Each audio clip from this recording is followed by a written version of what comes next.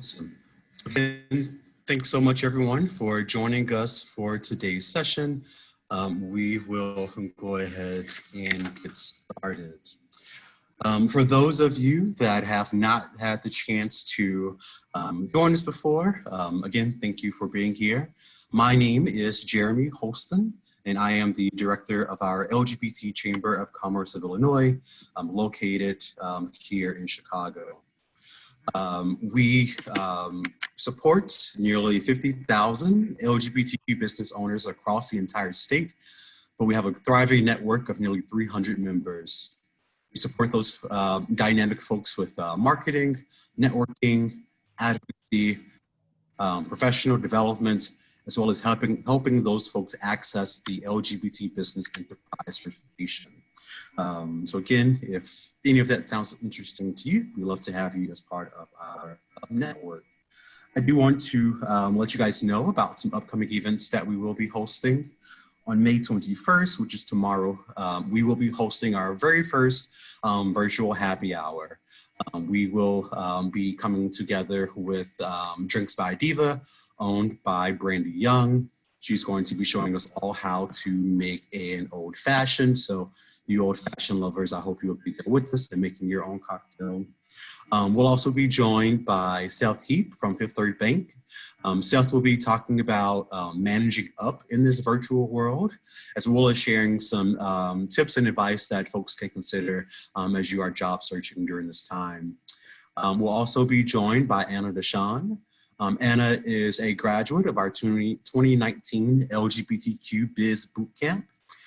In addition to owning E3 Radio, Anna also has a full-time job. And so Anna will be talking about her experience in working full-time, as well as also owning a full-time business and just what that looks like. And so for those of you who are budding entrepreneurs who are also working full-time, but just trying to figure out how to do both of those, I hope you will join us as she shared her expertise. And then finally, one of our members, Fuzzy Logic, they will be doing an interactive demo where you will be able to unlock some cool gems that go along with the old-fashioned cocktail experience. So definitely plan to be there and have a really fun interactive time with us. There is a poll up on the screen. If you guys can complete that, and then we'll go over those here in just a moment. I have shared some links in the chat section. The first link was directing you to our website. The second link is directing you to the US Census website. Right now, as you all hopefully know, the 2020 US Census is happening. We are proud to be partnered with the YWCA Chicago in executing messaging around the census and making sure that LGBTQ folks, especially those in the business community, are completing the census. Especially during these times, I can imagine that you all understand the value of completing the census and really helping to make sure that future dollars come back to our city and our state to invest in economic development. So please be sure to complete the census. We do have a cool incentive or activity going on that we're asking you to help us promote the census. You'll see that I've added 2 hashtags there. One is LGBTCC and the other one is Count Me In. We have some very cool prizes that we are making available that include a webcam cover, a face mask, so many cool things, I just can't even name them all. But if you go on Facebook or Instagram today and follow these 3 steps, you will have the opportunity to win one of those boxes. They are available to the first 50 people that make these posts. And so just by posting today, you're automatically going to be able to get one of those.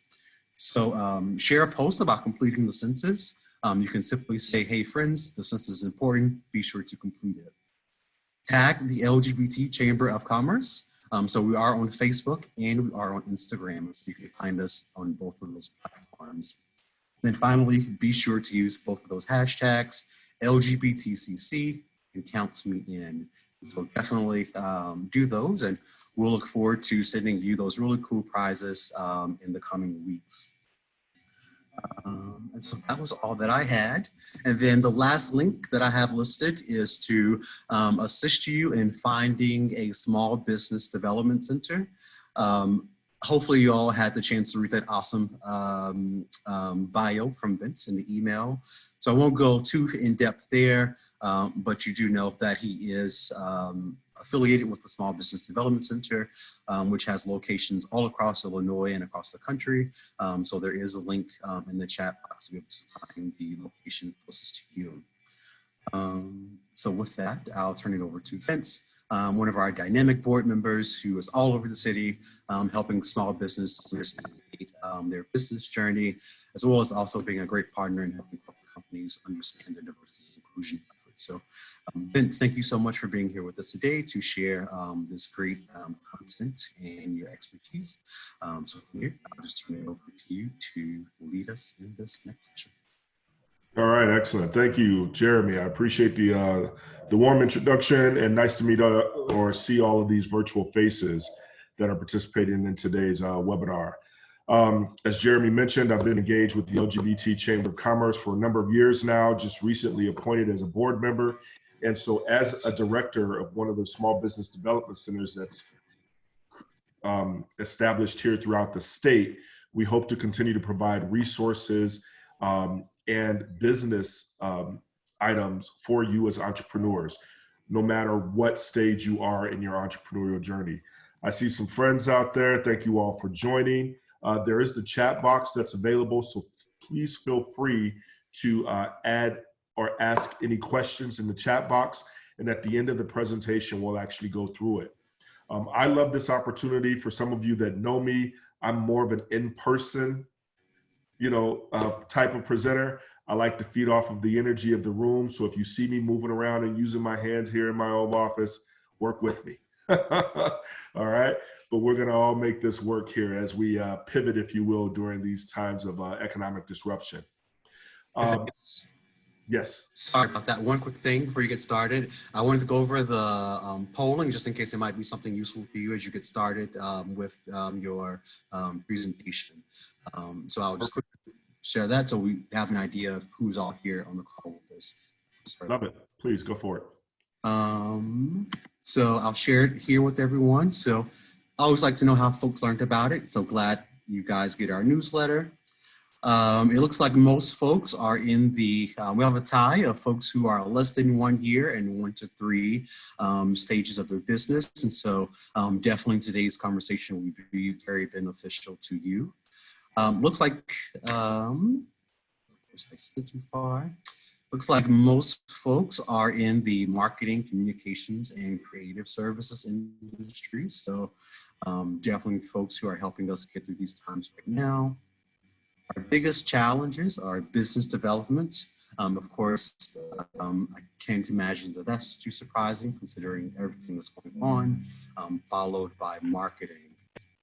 Love the diversity that we have. One of the main reasons for asking was just to get an idea of who had certifications. So we have great amounts of diversity, but I see we still have some folks who might need to get tapped into certification opportunities. I am absolutely thrilled by all of you have completed the census. So big ups and congratulations to all of you for making sure that all of those great dollars and resources come back to Illinois. So yeah, that's all that we have. All right, thanks, Jeremy. Yeah, thank you everyone for participating in that poll. Those are some really good metrics on what we need, and kind of takes away from some of the things that I do when I'm in the actual classroom and presenting this in person. I like to go around the room, have everyone introduce themselves, tell us more about your entrepreneurial journey and what's that like, and that way as I present, I'm able to kind of customize and tweak things. So it really helps for us to kind of have that idea up front. So thank you again for sharing. Just so you know the lay of the land and how we're going to do this, I keep it very casual. What I'd like to do is, again, if you have questions, put that into the chat box. But as I go through this actual business plan and what I think are some of the great things that are necessary for us as entrepreneurs to learn and know, especially during challenging times like this, and being nimble and able to pivot, We will share this actual presentation with each of you at the end too. So you'll have an actual hard copy of the business plan, which is a template that essentially you can use on any of your business ventures or journeys that's going in there. What I always try and share with a lot of my entrepreneurs in training, or EITs as we like to call them, or entrepreneurs that have been seasoned for a while, is that your business plan is exactly like a resume, meaning it's always going to be changing, right? You're going to add some new things to it. You're going to pivot. And especially now with what we're dealing with the economic disruption, you want to be able to incorporate some of the newest and latest technology and some of the resources that you think can help you sustain as a business owner. So how the presentation goes is the slides that you'll see. I'm going to talk a little bit about all the services that we offer at the YWCA. And again, this particular organization is the host organization for the Small Business Development Center. I am actually receive funds and I'm paid by the federal government and the state of Illinois to provide these services to the community, if you will, at no cost. So everything that you're here today is gratis for you. In addition to that, if you reach out to myself as well as any of the other SBDCs that are around the state, and there's 13 of them located just in the Chicago area, then you're able to take advantage of tax planning, marketing, access to additional business services like phone and internet. We can get you in touch with organizations that will help with those, in addition to legal counseling. And so by working with the LGBT Chamber of Commerce, what we're hoping to do is to keep these consistent pipelines of sustainability, if you will, for all of the communities that we work with there. So without further ado, I'll get started. Again, I'm Vince Williams, Vice President of Economic Empowerment for the YWCA Metropolitan Chicago and the Director of their Small Business Development Center. I am a small business owner as well. I dabble in a little bit of real estate. I've got a couple of investment properties around Chicago. In addition to that, I am one of the co-founders and proprietors, if you will, of Shop Alexander Noel Men's Custom Shoes. Been launched about 4 years now, all online, and got featured in British GQ just 2 years ago. So it's been kind of taking things off. Not an actual brick and mortar, but it has been sustaining during these economic times. And so I like to preface my presentations with those just so that you understand that I kind of know a little bit about entrepreneurship, and I come from a family of entrepreneurs. So that's where I think I'm able to at least share some of these resources with a little bit of expertise there. But I love if everyone could add in their personal experiences with that too, to validate some of the things that I share. I'm going to click through the actual presentation again, and if any questions, don't feel free to reach out or ask any questions there. All right, so the Illinois Small Business Development Center at the YWCA. Our mission here at the YWCA is dedicated to eliminating racism, empowering women and the communities we serve, and promoting peace, justice, freedom, and dignity for all. I always like to set that up because, as you know, today, a lot of businesses are all about being mission driven and passionate about the work that they do. And it's one of the reasons why I've chosen to work with an organization like the YWCA Metropolitan Chicago. It's phenomenal. And then if you believe in that mission, it really helps getting into the office, or in my sense, commuting that whole 3 seconds into my new office here at home a lot better and everything from there. All right. 3 of our primary areas that we work with, we focus on sexual violence support services for the community. We also have early childhood and youth development programs. And then of course, the economic empowerment programs that I run. So I work with a team of individuals that focus on financial inclusion, financial literacy, business budget, personal budgeting. I also have an area that focuses on workforce development. That's as far as finding jobs for individuals in the community, identifying consistent pipelines for those if you're looking to hire, and then of course the business and entrepreneurship services. We think a great way for us to empower the communities that we serve is, of course, instead of providing them with a fish to eat, teaching them how to fish, if you will, or teaching them how to run a business, which will definitely help them to sustain and power them for the future and everything going forward. All right. Here's a mission that we come up with for our entire Empowerment Institute, and it's providing paths to economic empowerment, either through careers or entrepreneurship, that allow our clients to stabilize and sustain themselves financially and contribute to rebuilding our communities. As you know, that's very critical for a lot of organizations, and especially with what we're going through right now. We're seeing people that are losing their jobs. We understand that there may be another rash of the pandemic that will come through in the fall. And so what we're doing as business development centers are seeking to provide, again, these types of resources that will help us all sustain. And hopefully this business plan is going to help you come up with some new ideas to keep your business going there. All right. Okay. I gave you some information about myself, but I'll tell you a little bit more. As Jeremy mentioned, native Chicagoan, born on the South Side. I am a bona fide Cubs fan because they got good beer, but I'm a South Sider all the way. So Sox fan is there too. I mentioned I'm an actual certified business advisor. I'm dedicated to empowering communities. And I told you guys a little bit about myself and some of my entrepreneurial journeys there. All right. This particular booklet here, Starting Your Business in Illinois Handbook, is an entire virtual handbook that provides you with a ton of resources.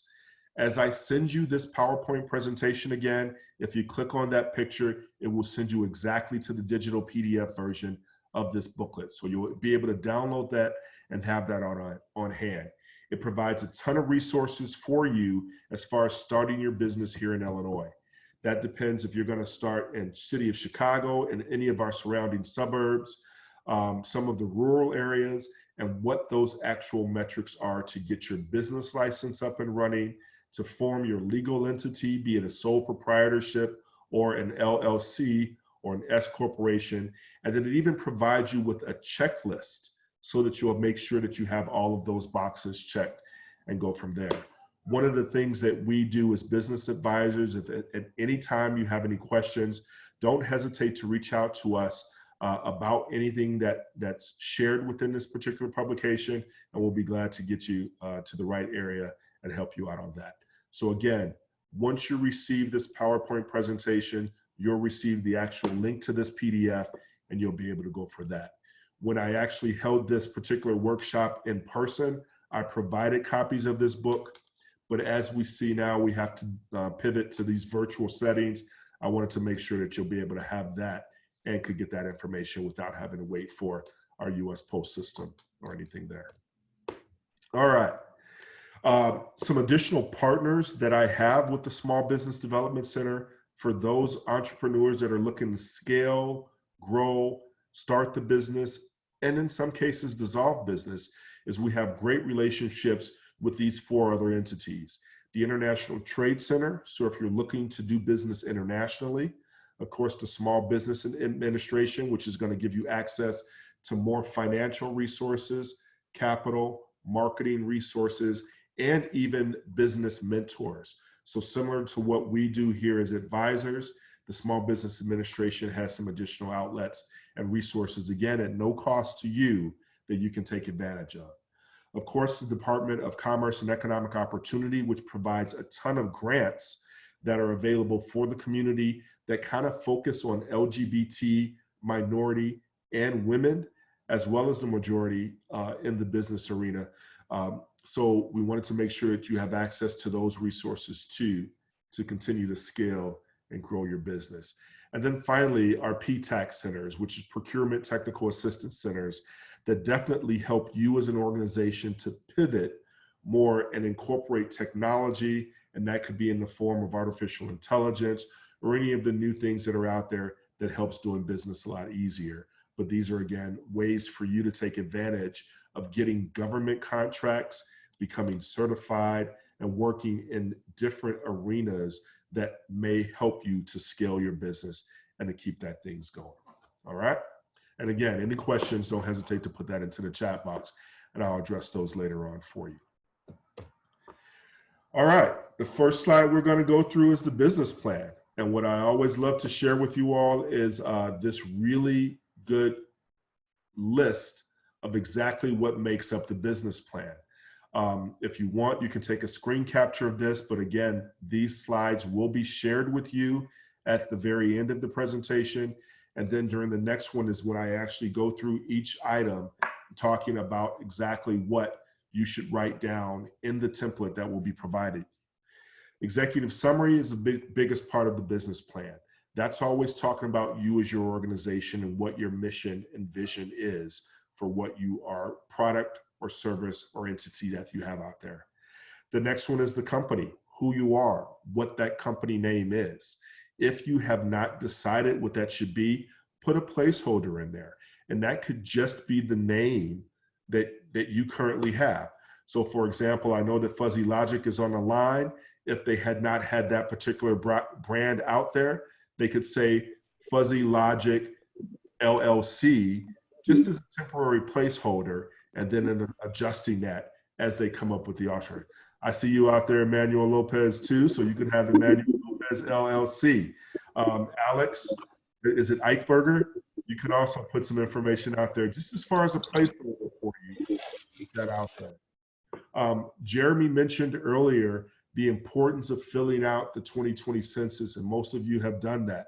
One of the really big reasons for that is that we as entrepreneurs and as development counselors really rely on that census to tell us what businesses are out there.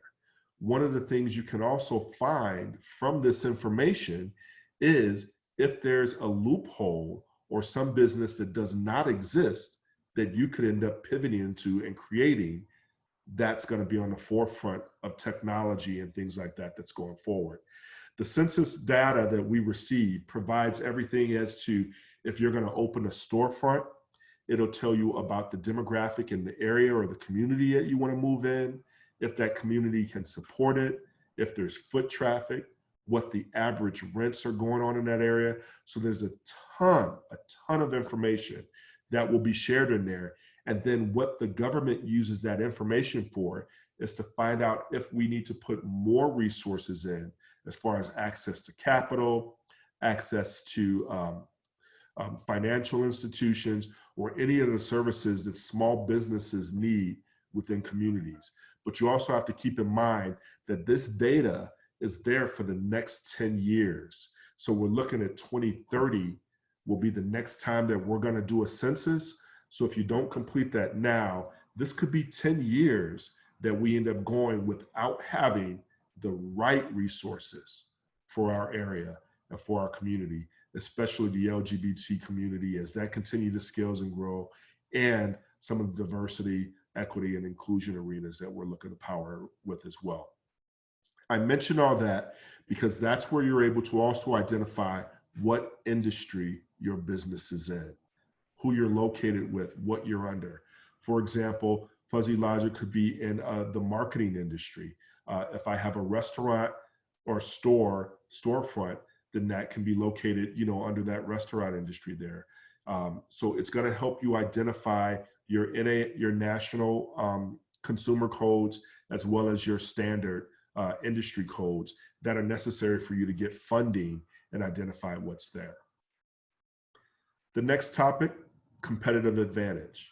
What's separating you, your company, the product or service that you have from any of the others that are out there?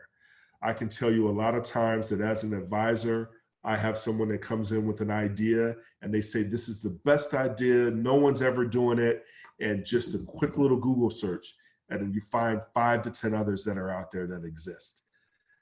It's important to know what your competitive advantage is. A lot of times it may just be you as the individual, but because you know what it's going to take to make this business sustain and work, that could be what you need to separate you from the others that are out there. The best example that I try and use about competitive advantage is I always think about the McDonald's and Burger King analogy, right?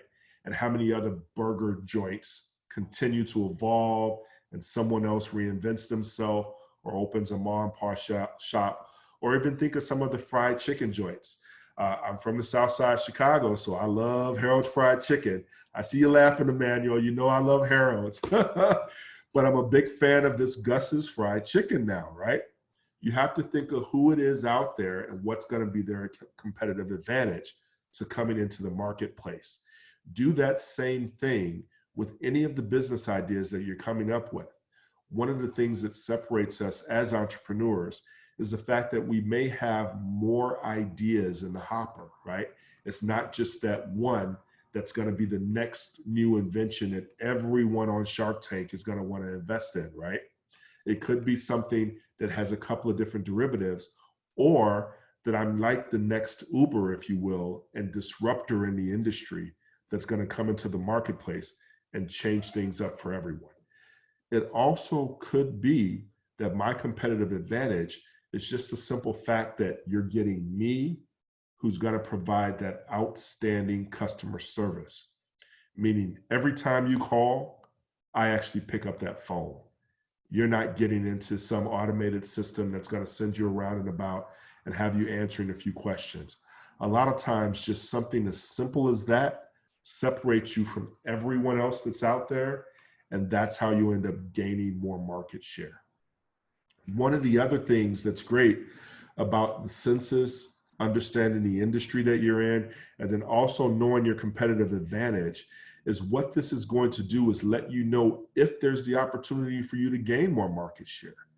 Why would you want to start a business and keep this business going if the business market or industry is already saturated, right? Meaning that barrier or that cost to get into that market is already there. And so you're just going to gain a very small portion of it. Or could you identify another area or another entity that you want to do, separate you, and you can do that immediately? What a business plan also helps you to identify is even if it's worth your time.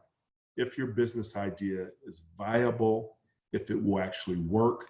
A lot of times after completing the template, you decide this is not even what I want to do, or it's going to involve so much time and energy that I don't even want to do that. But it also helps you understand what costs are going to be associated with getting this business up and running, and what other resources you're going to need, like marketing or production or additional supplies to actually make the product or service there.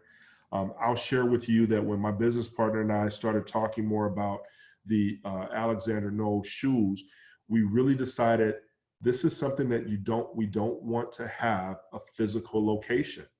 You have to deal with lights. You have to deal with all of the overhead costs. You have to deal with the fact that you have to have employees, what those hours would be. All of those factors play in. Whereas if you put this completely online, you don't have to worry about any of those costs. You can change up the shoes and the photos and add in additional scenes and different viewpoints from there. You can reach out to your customers as often as you'd like and not have to worry about actual store hours. Essentially, you can be 24 hours a day. And that's one of the things that separated us, but also got us immediately into this international market to where British GQ picked us up. And we've been able to feature ourselves and grow our international marketplace from there.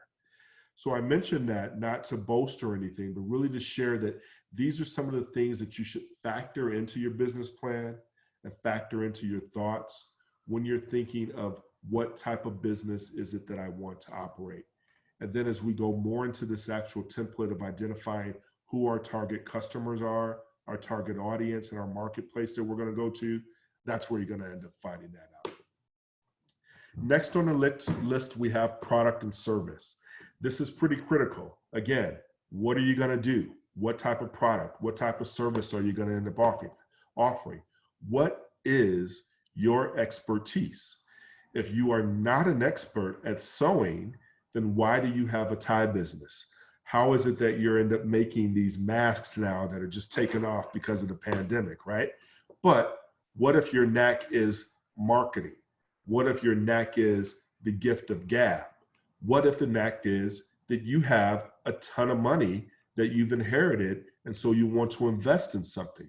If that is the case with this product or service, that's where you're able to identify additional partnerships, collaborators that you can work with, and now you can use what your expertise is to pivot that business and make sure that you're going to end up taking it and growing, right? That leads us to marketing, operations, and management. I put these three together because each of them are pretty critical for the sustainability of your business and if it's going to work or not from there. There's a program that I use here at the Small Business Development Center called Growth Wheel that allows you as an entrepreneur to end up focusing on these different areas of your business: the marketing, the operations, the management, and then even the financials. And what I love about this program, and we can share this with you all each as well, it's a free program that we at the Small Business Development Center love to operate with, because what it does is it holds you as the business owner, as the entrepreneur, accountable for exactly how successful your business is going to be, what you know about, what information you know. As you know, with entrepreneurs, for example, I could make the world's best German chocolate cake, right? If that's the case, but I have no idea how to market it, I have no idea how to package it, I have no idea how to even put a price on this. A lot of times people come up with these ideas and they may think, hey, I'm going to charge $25 for this world's best German chocolate cake. Well, after putting in all the financials, you find out it's actually costing you $35 to make that cake. You thought you were doing well. Well, that's what this particular type of software Growth Wheel enables you to do. Work on your budget, identify exactly what the operations, the managements, and the financials are, where you're spending your time at, just to make sure, again, that this price or this cost analysis that you put together is a viable one and it's actually going to work. But those 3 to 4 items are very, very important to exactly how your business is going to sustain, if you're going to end up making money, and then if it's worth you putting a lot of your energy into right now. I do a workshop that I host the second Saturday every month called Side Hustle Saturdays. It's always about if you're going to take your side hustle and turn that into your next business venture or idea, what it is that's going on. I always recommend that that's a great way for entrepreneurs to start, right? How are you going to finance your business, right? Start it off as a side hustle. If you're good at painting, if you're good at doing custom painting or house painting or something of that sort, start it off on the side. Do it on weekends. Don't quit your day job, right? Start doing it initially on the side, generating some revenue there. But then as you get more customers and create more of a database of clients, then you can pivot that into it being a full-time gig. And that's, again, where you understanding how this business plan is going to work for you, how it's laid out, where your marketing operations, management, and financials are, is how you're going to end up pivoting that for yourself. And then lastly, on this entire list is the actual growth and exit strategy. I think it's very important for all businesses, entrepreneurs, those that may even think that they want to get into the business arena, to always have a growth and an exit strategy. A lot of times you think, nope, this is my baby. This is what I want. There's no way that I'm going to get out of this business. But I tell you, everyone has a price. Everyone has an idea. What's your growth strategy? Do you just want to have the market share in Chicago? Or do you have family that's in Michigan, family that's in Missouri, family that's in New York, that there could be the possibility for this to scale and grow? Well, now you end up providing these products or services in those areas. That's your growth. Can you franchise your business? Can you end up having this be global? Can you have it, branch out to various communities and services that you're offering there? If that's the idea, you always want to keep that in mind, and you want to know that in the very beginning. At least that can be the potential for where you're going to go with it. And then that's where I couple that with having an exit strategy, right? What is it, or what's your magic number? If someone came to you saying, I love this idea, this is the best thing that I've ever seen, I'm going to give you $5 million for it. Is that your magic number? Here's the story that I always tell about that. About 20 years ago, I actually heard Magic Johnson speak at a conference, right? Everybody knows, a great basketball player. But one of the things that he always shared is that while the others were out there partying and hanging out, he was actually back in his hotel room reading business books and uncovering how he was going to do things. One of the things that he did was he started investing in real estate. I kept this in mind as I listened to him. He and a group of investors got together and put $10 million down to purchase 5 buildings in San Francisco, right?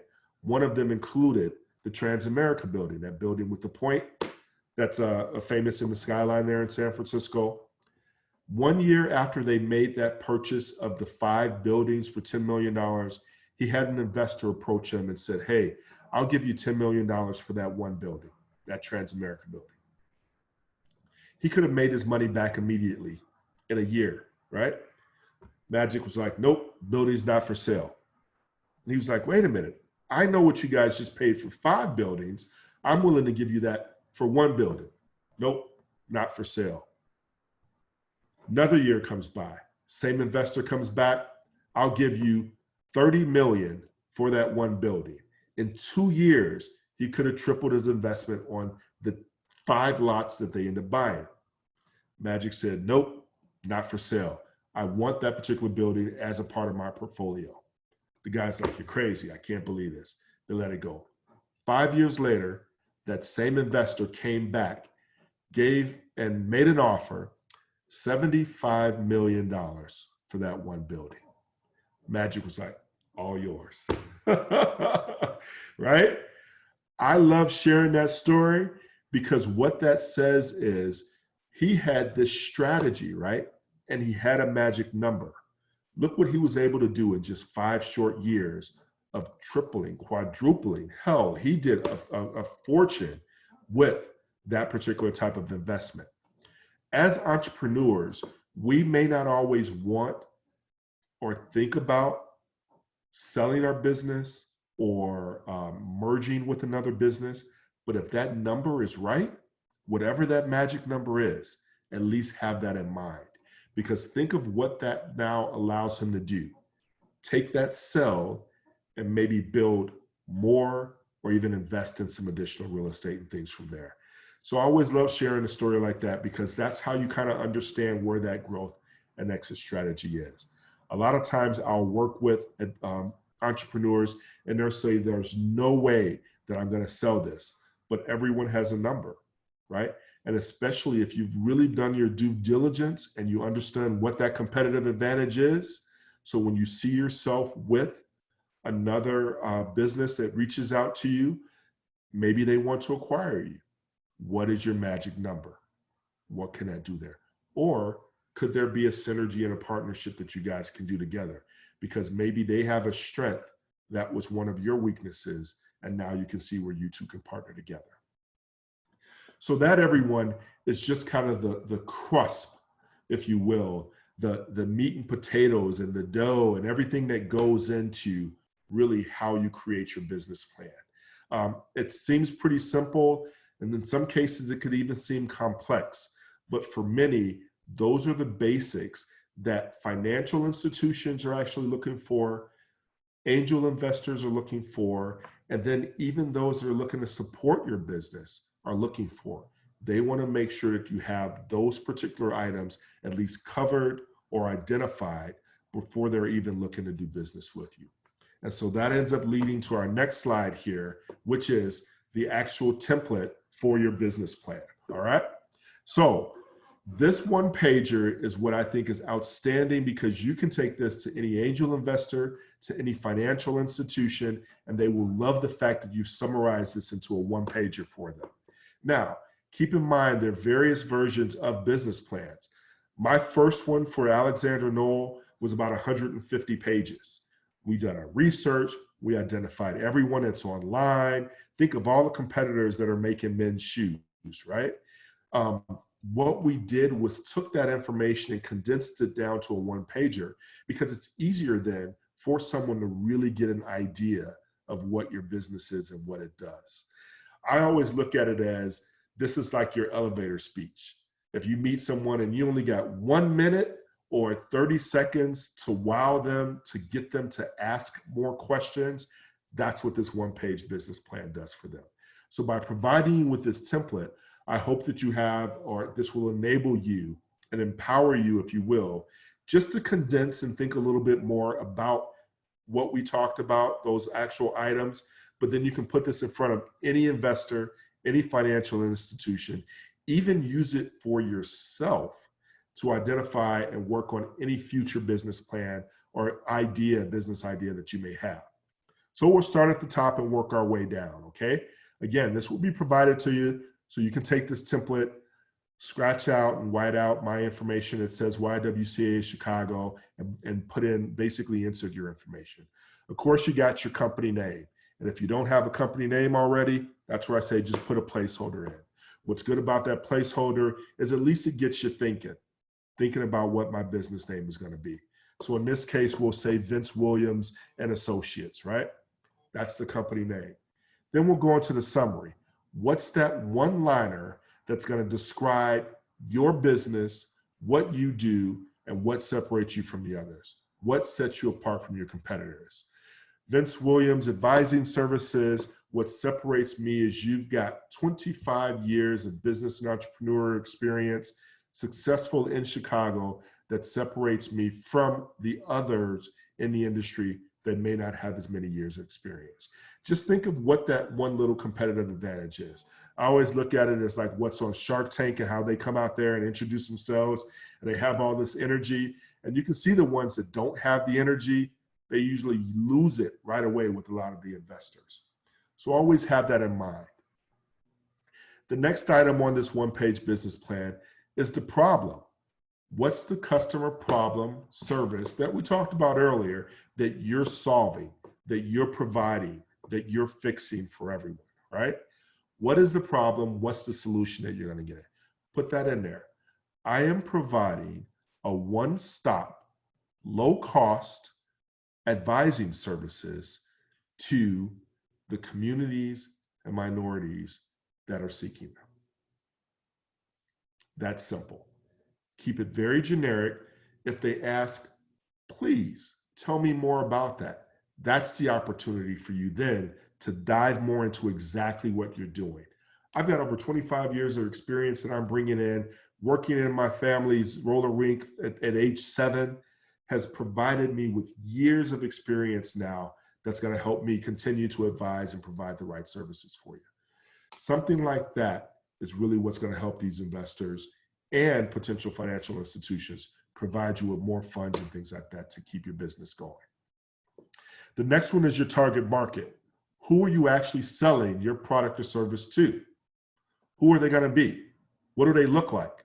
And this is going to be a combination of your direct target audience, who you actually are going after. In my case, men that want custom shoes, that men that are not looking to go to DSW and buy a pair of shoes where they know they're going to walk down the street and see possibly 30 to 40 other people in that same type of shoe. Come to Alexander Knoll and get your own custom shoe, right? So that's my target market. Who's my indirect target? Think of all the women that love to shop for their husbands, brothers, cousins, nieces, nephews, grandparents, anyone there.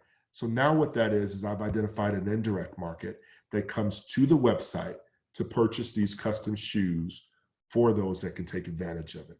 You always want to know who your direct and indirect market is going to be. This is really going to make a difference as to how you create your advertising, how you market to individuals there. And one little case I'll share with you is at Alexander Knoll, what we identified is the first 4 years of the business, we focused just on men's custom shoes. Well, after looking at the data that we were receiving on the website, we found that more women were actually coming to the website to order shoes for their spouses or family members or the males that are in their lives. And so what has that forced us to do now? We just introduced women custom boots. I am not going to try to compete with those red sole shoes or any of the other fancy ones that are out there, but women's boots, I can compete with. And then the family of cobblers and manufacturers that we work with, we're able to pivot that really cool. So now I'm able to take advantage of these two markets just from that one website with incurring very little cost. And so that's why I always think it's important for everyone to identify that target market. We talked about before the management. who you've identified in your organization that's going to handle things for you. What investors, financial institutions, and those are looking for in these cases are who's actually running the business. What's your role? What's the capacity that you're actually going to do? Are you just the investor? Are you just the face and the voice? I mean, think of someone like Bob's Discount Furniture, right? Probably not, you know, the right person that's going to be out there. So what did he do? Create a character. That's a great brand for him. And that's what he's using going forward. In the case that, you know, you think of some of those like Ben and Jerry's, you didn't see them for a while, right? With the ice cream company. But what did they do? They put a little character to it, created that, and now that's continuing to keep going with it. We'll see how things are going to go with this new way of doing business now that organizations have. But what investors are really looking for is what's your capacity, what's your expertise, and how are you contributing that to the business? Was this just your idea? What stemmed that idea? And then who's going to help you take that and run? Meaning, do you have someone that's got a degree in finance that can help you with the finances? Do you have someone that has a degree in marketing or works for a PR firm that can help you on the marketing side? If those are people that you want to get into your business, list that in under the management. That way, these investors and everyone know, hey, I've got this board or this team, if you will, that's going to help this business to be successful. We know a lot of times that as entrepreneurs, we wear many different hats and we're changing them around a lot. Well, in cases like that, I may not be that expert in building my website. I need to identify a company that can do that. I may even need to have an organization that's going to help us to build team camaraderie or anything there. And that's where something like fuzzy logic and escape rooms and things like that, you know, can come into place. These are, again, just things that you really want to think about because that's going to keep you going. And I know we're getting there on time, so I'm going to go ahead with these other three. Identify the competitors. We wanted to make sure who your competitors are. Why are they your competitors, right? You've done your due diligence. You exactly know that their product is directly or indirectly in competition with yours. How are you going to fund this actual business, right? Why should a lender or investor give you the money for this? Because this is a great quality product or service that we know is going to do well. We've already generated so much interest in sales right away. And with your investment, we know that we can continue to grow that. What does that look like? Is it going to take money from yourself? Maybe you've even identified a very rich relative that would love to invest in your business. You having this one-page business plan could end up separating you from where they're going to put that money and how it's going to help. And then I mentioned before, what are your keys to success? Is it just ultimately that you are generating and providing this product or service to your target audience? Or is it just a passion of yours? Is it something that you always longed to have? I would love to have that perfect coffee house that individuals can come in. We feature some local musicians. We have a great coffee that we're serving, and we're featuring my mom's famous sweet potato pie, right? I have to change that entire idea now because social distancing, these new norms. Am I a business that even wants to accept cash now, which can be extremely dirty, right? These are some of the things that you have to take into consideration now with these new ways of doing business. But those are ultimately what your keys to success is. And that's what financial institutions and investors look for. How are we going to measure this? What does it look like? And then finally, as I mentioned to you before, what's that expansion opportunity? And then what's that exit strategy? How am I going to continue to grow? What looks good? Am I going to just know that I'm going to break even that first year, but then years 2, 3 to 5, I'm going to scale because I'm adding more product in. I have another idea to bring in a different shoe line. I want to add in more desserts. Whatever your business is, it's just kind of good for you to have an idea how you're going to continue to scale. Think of McDonald's kept the exact same menu for all these years. You think they still be around? You know, it's one of the reasons why people go in now and they're looking at the menu like, holy crap, How many items are on this menu? You know, little things like that. That helps you continue to pivot. So then if you look at the right side of the actual template there that's in front of you, that just gives a nice quick assessment of what your business is. Your logo, if you have a website, what industry you identified, the founding, you know, the date that you were founding, how people can get in touch with you. And what I want to mention before we get into the questions is you'll see there about the key financials. Never list what your actual finances are, but just do that similar to what you would do with references on a resume and say financials are available upon request. What I think is great about that is because you know your financials. You don't want to share that with anyone. And because sometimes you do have some nefarious characters that are out there, you don't want anyone knowing your financials if they were to find this on the internet or anything else there, right? That's where that competitor can come in. But what again I love about this one-page template is it makes it so easy for you as an entrepreneur, as a business owner, to really put your ideas onto paper. And this can be used with any idea that you have, any potential new division that you want to do with your business, a new growth opportunity, by putting all of this summary, who your target market is, who the management of the team is, what's the key to success for it, and then what's that expansion or exit opportunity is going to be. That's where it's going to end up being for you from there. That, my friends, is the one-page business plan. Pretty simple, concise, the whole gamut is. So I'm going to open up the door to any questions that we have there. Let's see here. Were you facilitating this for me, Jeremy, or am I looking through this here? Well, either one. We haven't had anyone to submit questions yet through the chat box. So if someone does have a question, you can unmute yourself, or you can put your question in the chat box, whatever works best for you. We're happy to hear your questions. I'll tell you some of the questions that I constantly, that I do receive. I do this same presentation for the City of Chicago's Department of Business Affairs and Consumer Protection. And we receive a lot of individuals that come in there that really are looking for different ways of getting this business started. Or like I mentioned too, taking that side hustle to the next level. That's where, again, that particular publication that we'll share on how to start a business is going to help you kind of get started. It'll give you that checklist of items of what's necessary for you to get out there.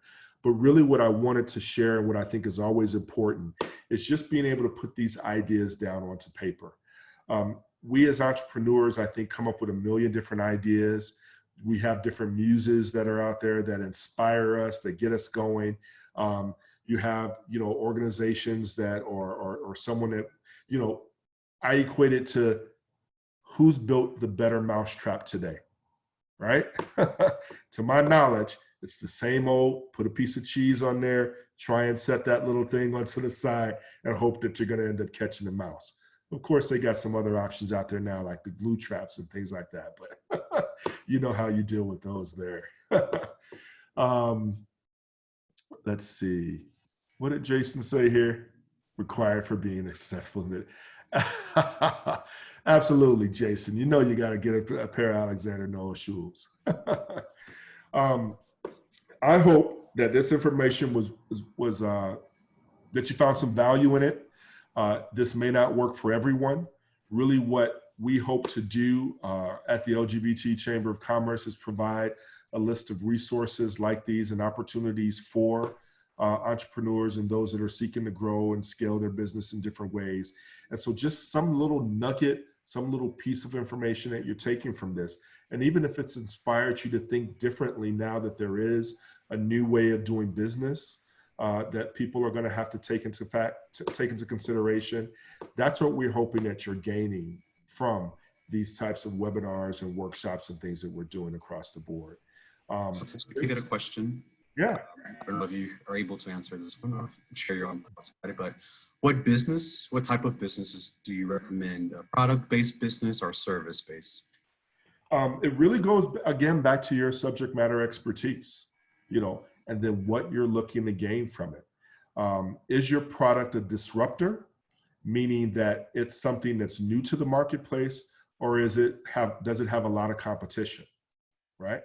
Your service, on the other hand, you have to think, is that also going to be a disruptor, similar to what Uber has done, right? Disrupted that entire industry.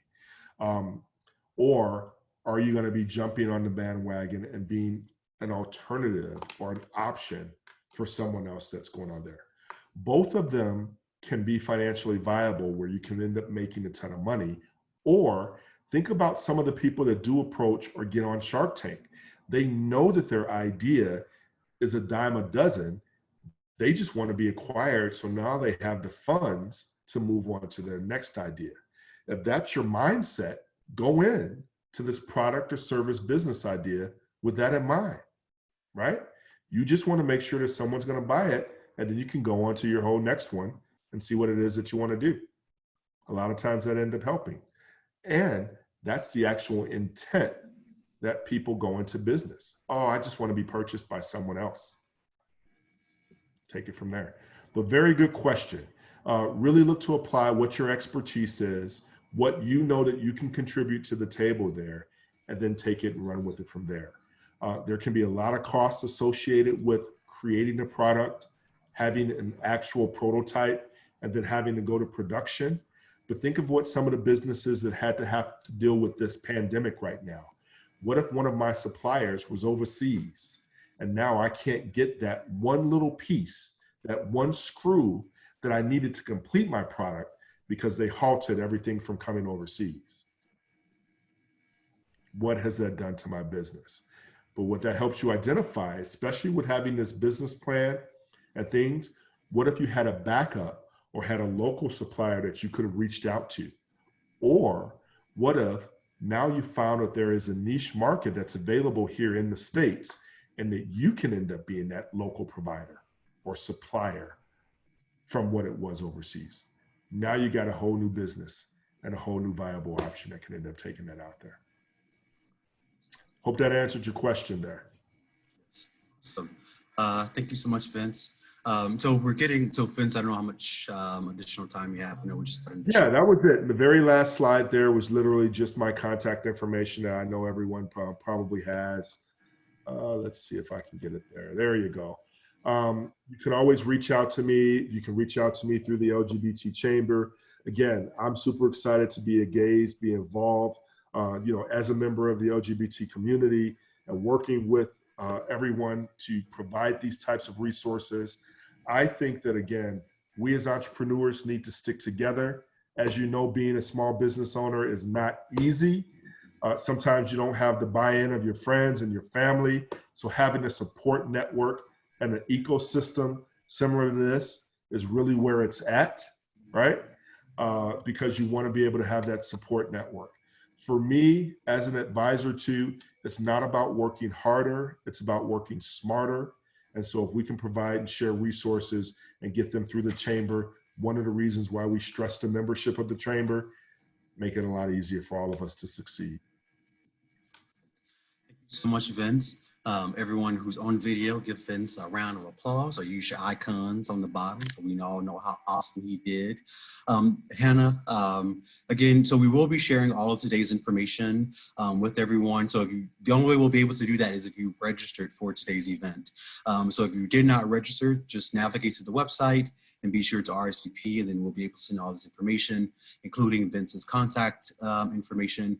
If you want to follow up with him to share an example of your one-pager, or even talk about, I know, Hannah, your question about franchising. Again, just very quickly, thank you all so much for joining us. I hope that all of you will join us in the census challenge. I was able to figure out what all those items were in the box.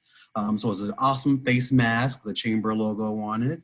There's a t-shirt with the census information and the chamber logo. We also have a cool phone case, as well as some epic popcorn from an LGBT business here in Illinois, as well as a webcam cover for your computer. So that way, as you're having all these Zooms at home, you can decide when you want to be on and be off. One really exciting thing, Vince just talked a little bit about membership. Right now, we are offering a 25% discount on membership for our silver and gold levels until the end of May. So you have until May 31st to take advantage of that discount. And then again, just be sure to RSVP back on the website if you want to get today's information. Hope to see you all tomorrow at our Young Professional Mixer. Then those of you who are certified or even just thinking about certification, I hope you will join us next week as we host our Spring Supplier Diversity Roundtable. Again, thank you so much, Vince, for being here with us.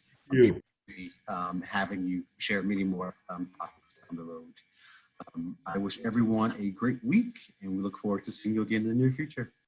Outstanding, everyone. Take care, and please reach out with any questions. Great job, Jeremy. Thanks, Vince. Bye-bye.